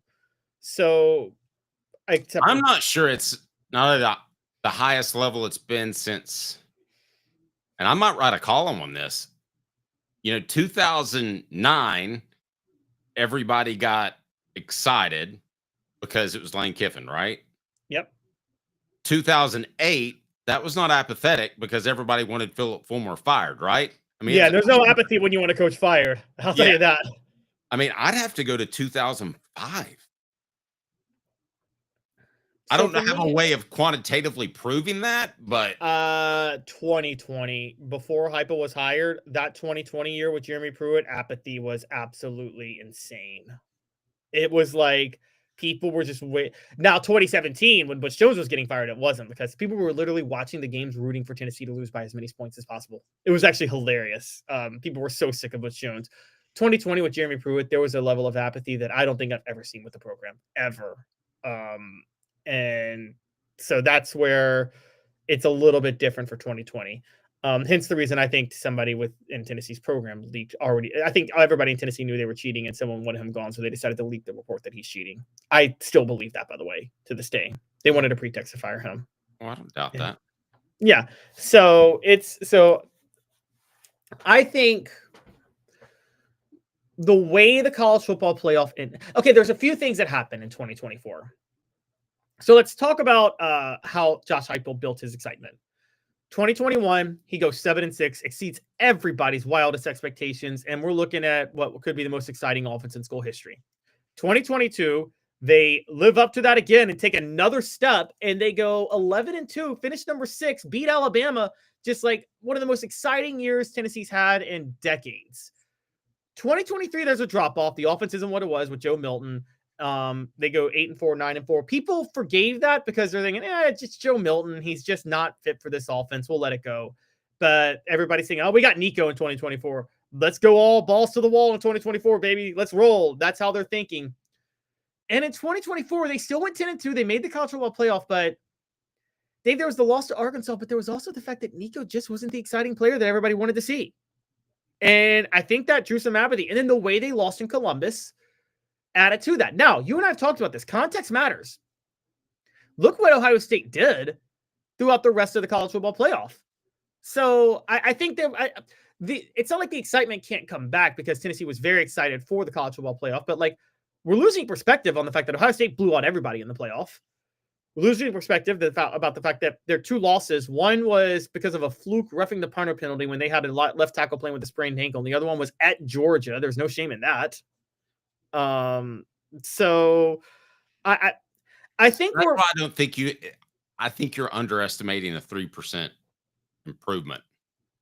I think that you think a 3% improvement would be hosting a home playoff game. I think to me, a 3% improvement is being within a couple of scores on the road. Well, I said because if they were 3%, I would say away from. If they were 3% better last year, Dave, they host a home playoff game. I mean, if they're 3% better, you and I agree they beat Arkansas, right? Yes, most likely. Yes. Yeah, and they're 11-1 at that point. They play the SEC title, they lose, but they're hosting a home playoff game at that point. So they're in Texas' spot. So I mean. 3% is the difference between Tennessee getting the 9th seed and Tennessee getting the 6th seed. Or 7th seed. Let me ask you this. Dylan says we caught lightning in a bottle in 2022. It was great, but we shouldn't hang our hat on an outlier. I'm not saying you should match the record numbers that Hendon Hooker put up, but it needs to be a lot closer to that than it was to the offense that Tennessee put on the field last year.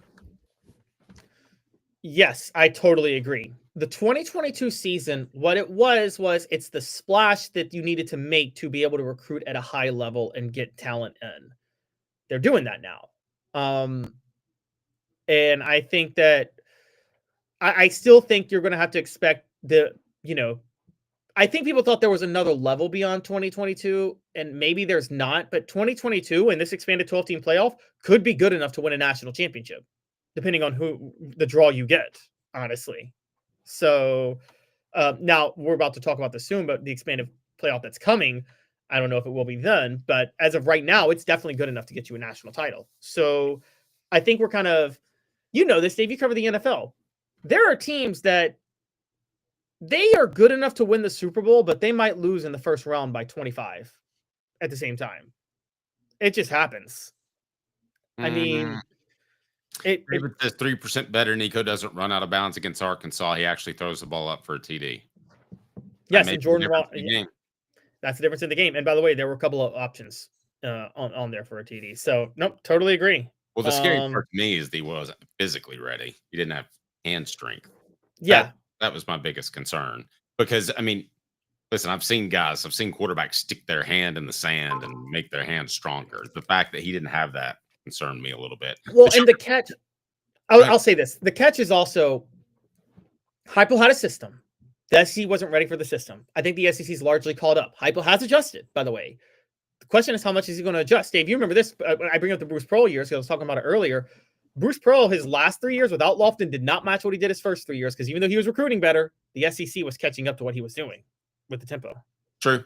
The show represented by Banks & Jones, Tennessee's trial attorney, banksandjones.com. We broadcast live from the Ted Russell Ford Lincoln Studios. Coming up, college football playoff is changing already. Are you stunned? Don't be. The show represented by Banks & Jones, Tennessee's trial attorney. Again, other attorneys say they'll go to trial. They won't. Mr. T. Scott Jones will do that for you. Again, the show represented by Banks & Jones, live from the Ted Russell Ford Lincoln Studios, where they perfected the buying process. East Tennessee's largest Ford and Lincoln volume dealer. Off the Hook Sports. Like a blast from the past, the Super Dealer is back. Look to the skies, Knoxville. The Super Dealer is fighting for price, service, and the American made. Ted Russell Ford is your Super Dealer, just in time for truck month. Save up to $5,350 on this new Ford F-150 XLT Hybrid, or save up to $7,000 on this new Ford Expedition. Come see the Super Dealer today at either Ted Russell Ford location, Parkside Drive, or Kingston Pike. Sports Treasures in North Knoxville is one of the South's largest sports cards and memorabilia dealers, featuring over 10 million sports cards from vintage to modern. Sports Treasures carries a full line of hobby boxes, singles, autographed memorabilia, Tennessee Vol collectibles, fan cave decorations, and so much more. See a museum full of collectibles at Sports Treasures, 4819 North Broadway in Fountain City, and Sports Treasures on Facebook. Sports Treasures, where the real sports fan goes to shop. Community banking is about location and much more. It's about family. We reside in your community. We are a part of your community. At Commercial Bank, our commitment extends beyond the walls of our branches. It's displayed each day in the opportunities we provide, the money we give back, and the time we commit, all to help improve the lives of the people, families, and businesses that make our communities great. Commercial Bank, life made better. Double D Piping provides full-service fire protection on any scale. From residential homes to government facilities, we can assist any customer through design, fabrication, installation, inspection, and demonstration of fire suppression systems. With 30 years of service across 5 states and a full staff with over 40 years experience, our quality can't be beaten. Don't get caught watching what you could have prevented. Call Double D Piping. And here we go.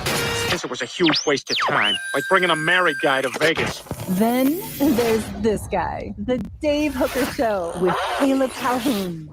Represented by T. Scott Jones, banksandjones.com, Tennessee's trial attorney. From the Ted Russell Ford Lincoln Studio, East Tennessee's #1 volume and customer service dealer, Ted Russell Ford and TedRussellLincoln.net.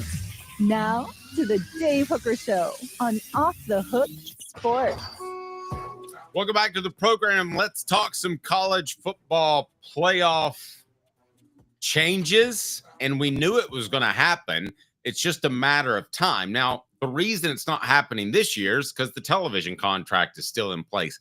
I thought there was a chance, and I'm still not completely ruling it out, that could be broken, but it doesn't seem that's going to happen, as now we're hearing news that the college football playoff expansion coming for 2026 could include the following. And it'll be hot or cold, brought to you by City Heating and Air Conditioning, cityheatandair.com. Are you hot or cold on 14 teams in the college football playoff instead of 12, Caleb? I think given the setup, and it could go to 16, I'm hot on it, but I don't like it. I just have to accept expansion as it is. I think it creates a better format. Yeah, I'm freezing cold on it. I'm freezing cold. And by the way, now is the time to get your unit serviced by City Heating and Air Conditioning. The reason I'm freezing cold on it is because you just need a nice round number. Stop with all the buys and stupid stuff. Well, that's why I'm okay with 16. That's why I said I'm hot on if they go to 16. Now, can I break cold on 14? I'm hot on 16. Okay, yeah. Well, either could happen. So this is based on, and I wanted to break down the news for you before we get rolling on this, because this is what happened. So Ross Dellinger reported this yesterday. By the way, guys, stick with Ross Dellinger's reporting on the college football playoff. He's the one out in front of it. He's catching everything. Okay, so he knows what he's saying. He's been pretty much right on everything. Basically, what happened to get this college football playoff and to allow these other conferences in, the Big Ten and the SEC, Dave, I don't know if you know this, they walked in and they said, we'll let you have this little playoff. We'll include you guys, but we are allowed to exercise total control over how it's set up, or else we're going to walk away. And what are you going to say to that? You can't argue with that. You can't argue with it. So they agreed. So now the Big Ten and the SEC are expected to exercise that control. They're going to let the playoffs stay through 2025 with the contract, but they want 14 or 16 teams expanded. They want to expand to 14 or 16 teams. Now, here's the part that Dellinger's reporting. Final decisions are in the coming weeks. The Big Ten and the SEC specifically are meeting this. The Big Ten and the SEC specifically are meeting this week without any ACC, Big 12, anybody. They were meeting on their own to talk about scheduling. So this happened earlier in the week and they discussed expanding. They're meeting this week to talk about scheduling. Final decisions will be made. What's being discussed? I'm going to tell you what's being discussed, Dave. The Big Ten and the SEC are basically strong-arming the playoff to say automatically, no matter what, the four best teams, the Big Ten and the SEC have 4 spots reserved for each of their conferences. There's no question. And that's a shame. And now here's where it's going to go. Here's why they're doing this. They're demanding the 4 for each. They're meeting on Wednesday to discuss a scheduling idea, because if you get 4 teams reserved for you, the SEC then automatically can go to a 9-game conference schedule because they don't have to worry about record at that point because they got 4 teams in. So the teams aren't going to complain.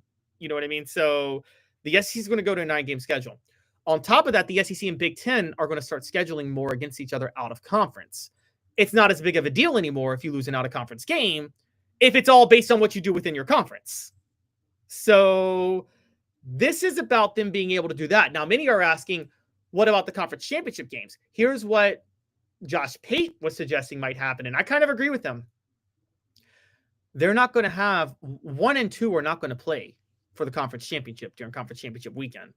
4 and 5 are going to play as a play-in for the final SEC spot in the college football playoff. That's how they're going to do that. Well, that's just lame.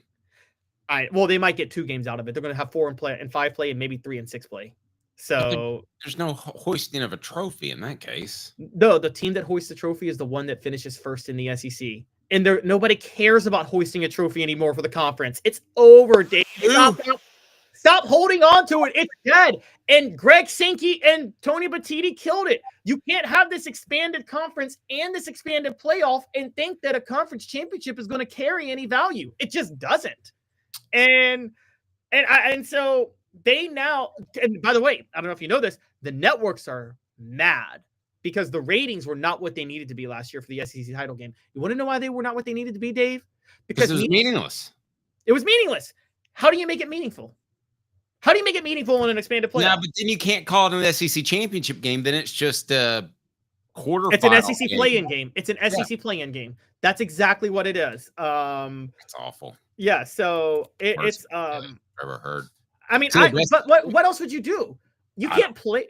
I'll tell you the short-sighted part of this. Are you ready for the most short-sighted part of this? I'm ready. Because of the automatic spots reserved, the SEC and Big Ten think that they can play more marquee conference games. The problem, non-conference games, the problem is how are they marquee if they don't matter? Like if you're an SEC team, if you're Tennessee and you get a non-conference game against Ohio State and all the fans are like, oh my God, Tennessee, Ohio State, a big non-conference game. I'd rest my starters for that game. I'm so with General Ursus here. I mean, listen, it's time for the Big Ten and the SEC just to break off and do it themselves. Probably. NLAL. I'm with you on that. And at this point, NLAL. Because, Dave, in the situation I'm talking about, you tell me. If you're Tennessee and you got to play Ohio State non-conference game, and the only thing that determines your playoff is where you finish in the SEC standings, why are you going to play that non-conference game? Wouldn't you just rest your starters? Why would you play any non-conference game? Why would you even play Chattanooga? Who cares? It's all about where you stand in the SEC. Oh, man, I don't like anything about that. Yeah. I don't like anything about the play-in game. All right, so some other topics that Dellinger had reported. Oh, yes. Yeah, sorry. I think you had all of them. I'll go ahead and tell you, I hate 4 auto bids for SEC and Big Ten. I would just have one group of 5 auto bid, and that'd be my only auto bid. The rest of it would just be the order in which you finish. I wouldn't want the group of 5 left out, so I would look out for them. But I'm not looking out for South Carolina so that Shane Beamer can look like a superhero because his team slipped into the playoff. Yeah, no, I agree. This is why it should have been, and I want to be upfront. Someone should have stepped in on this 5 years ago. They shouldn't have expanded these conferences to the level they're at now. The Pac-12 should have stayed in place. The perfect model, Dave, would have been an 18 playoff where the original Power 5 with the Pac-12, those 5 conference champions got automatic bids. A group of 5 team got an automatic bid, and then you got 2 wild cards. That would have been the perfect setup. Everybody would have loved it. But they were never even close to that. They couldn't even figure out NIL, and that's been a huge mess.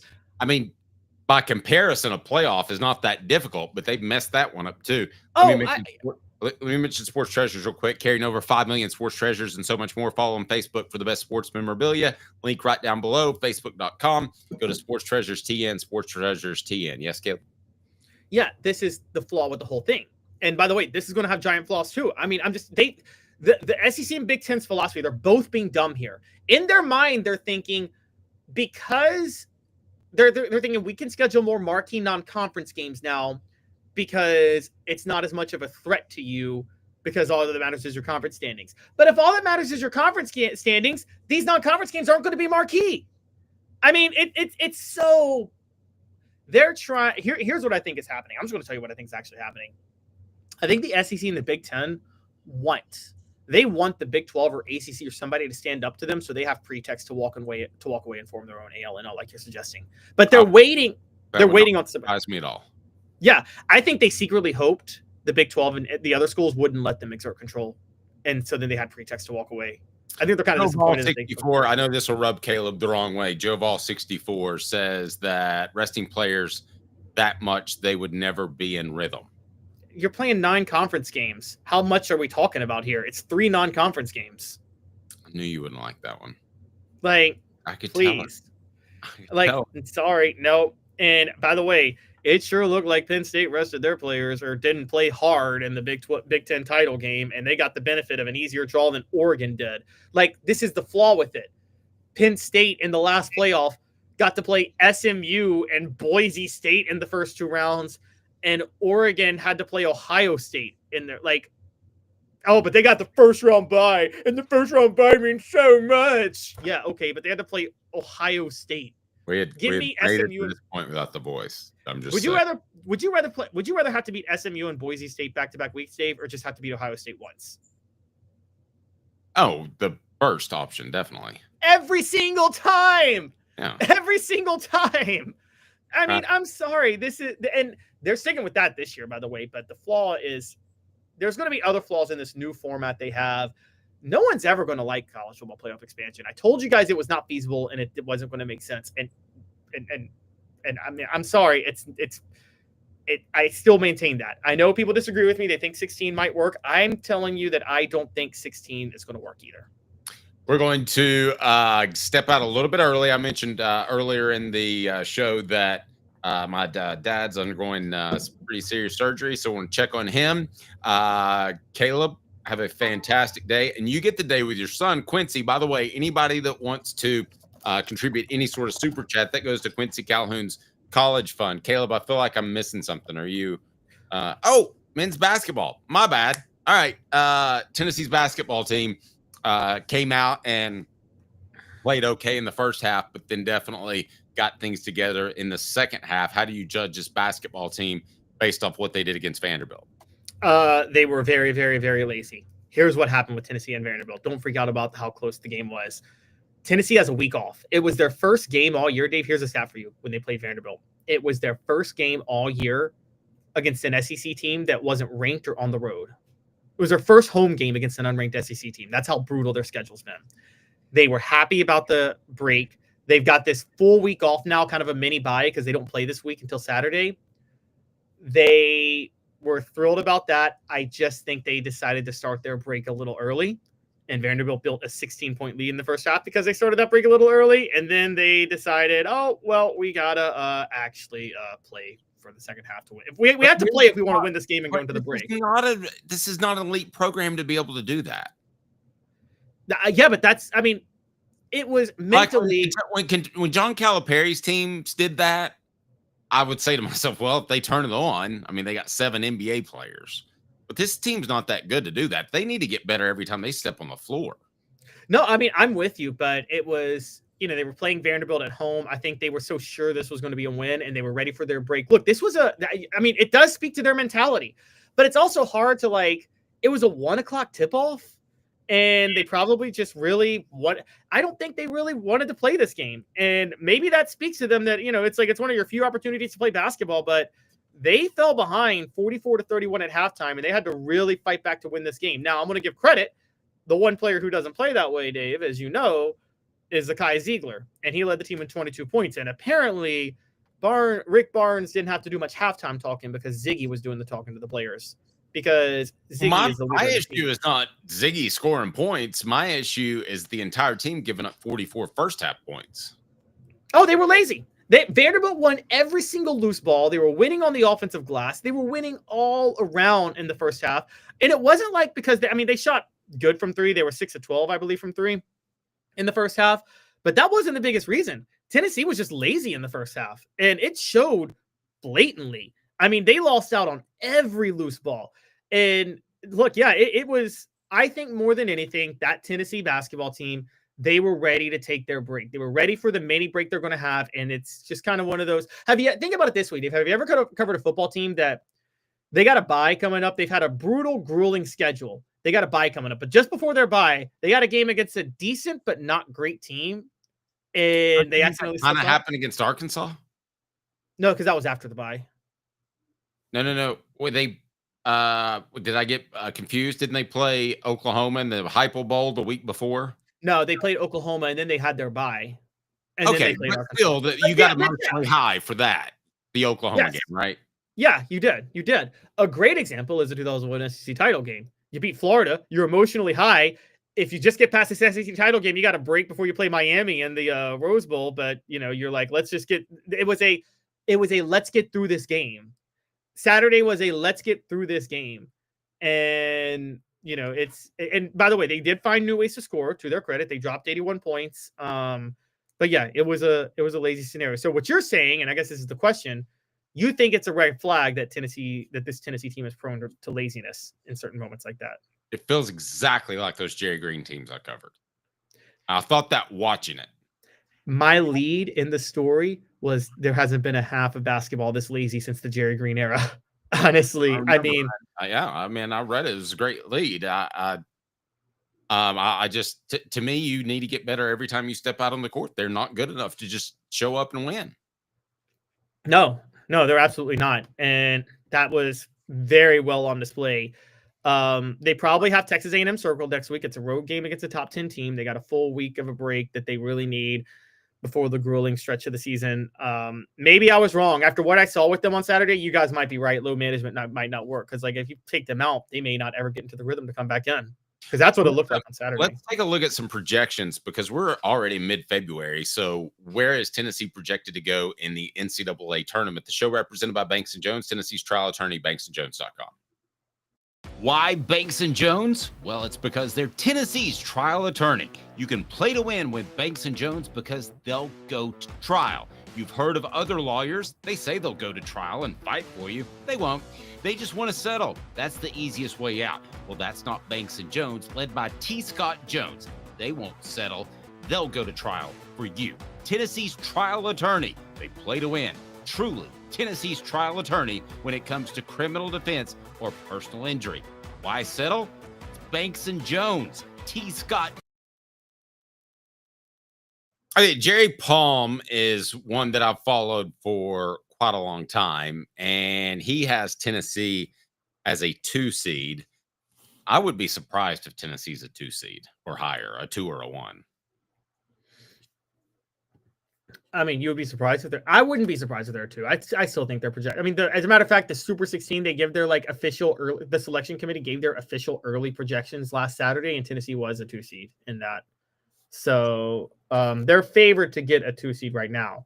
Now, if they play like they did against Vanderbilt, and they're going to lose a couple more games and they could fall. But I think they're very solidly a 2 seed right now. The question was, could they get a 1 seed? And I understand why they're not at a 1 seed at this moment. But yeah, they're strongly in a 2 seed. But you know, how are they going to do against Texas A&M? How are they going to do against Alabama? That's going to determine whether or not they can get a 1 seed or not. Does any of these bracketologists have them not a 2 seed, a 3 or lower? Nobody that I know of. I think everybody I was looking at had them. If they didn't have them as a 2 seed, they had them at a 1 seed. But I actually think they're fully locked into a 2 seed right now. Let's take a look at the rest of the SEC as we broadcast live from the Ted Russell Ford Lincoln Studios, East Tennessee's largest tall volume dealer. Like a blast from the past, the Super Dealer is back. Look to the skies, Knoxville. The Super Dealer is fighting for price, service, and the American-made. Ted Russell Ford is your Super Dealer, just in time for Truck Month. Save up to $5,350 on this new Ford F-150 XLT Hybrid, or save up to $7,000 on this new Ford Expedition. Come see the Super Dealer today at either Ted Russell Ford. Who do you typically go by, Jerry Palm or someone else? Jerry Palm and Joe Lenardi are my top 2. Okay. So let's take a look first at what Jerry Palm has. Alabama, a number 1 seed. This is out of the SEC, obviously. Auburn, a number 1 seed. That would be in the South. And running down the rest of the rankings, Texas A&M would be a number 2 seed out of the SEC. Tennessee would be a number 2 seed out of the SEC. Then Duke would be the other 1 seed. Florida would be a 1 seed as well. 2 seed Wisconsin in that Duke bracket, and 2 seed Houston in that Duke bracket, 2 seed Wisconsin in the Florida bracket. Caleb, do you think that the SEC will have 3 of the 4 number 1 seeds? Because it certainly looks like they've got a great shot. And Tennessee, if they close the gap a little bit, could turn this into a 4-team number 1 seed. Oh yeah, they're going to have 3 of the 4 number 1 seeds, and they will have 5 of the top 8 seeds also, if things keep going this way. But yes, I think the SEC will, and they could get all 4. I'm not trying to be one of those, because you see people like, oh, things are rigged for Bama, or things are rigged for the Patriots and the Chiefs. I'm like, no, guys, they're just that good at the sports they play. You know what I mean? I never wanted to be that guy, but I do feel that way with Duke. If you look at Duke's resume, they shouldn't be a 1 seed over Tennessee right now. So that's kind of an issue. Yeah. I mean, when you have a type of guy like Mike Krzyzewski, you're going to get the carryover for him for a number of years. And you have that program. I mean, I think that Alabama will get some preferential treatment. I was kind of surprised they didn't make the college football playoff last year. I think they'll get some preferential treatment because of their success previously. And I don't know that I necessarily hate that. I mean, I'm not a fan of it, but that's just me. I'm not a fan of it at all. I think that it should be based on what you actually do in a season. And I think Tennessee has earned a number 1 seed to this point over Duke. Things could change, but to me, Duke's very clearly a number 2 seed right now. All right. The show represented by Banks & Jones, Tennessee's trial attorney, banksandjones.com, as we broadcast live from the Ted Russell Ford Lincoln Studios, East Tennessee's largest volume dealer. They've perfected the buying experience. They love supporting local businesses and putting you in that first brand new car. How about that? And I'll tell you more about my Bronco buying experience that I'm super excited about. For Caleb Calhoun, I'm Dave Hooker. This has been a presentation of Off the Hook Sports. Thanks for the prayers, everybody. Means a lot. Again, he's Caleb. I'm Dave. We'll talk to you tomorrow, 10 a.m., YouTube, or wherever you podcast or stream.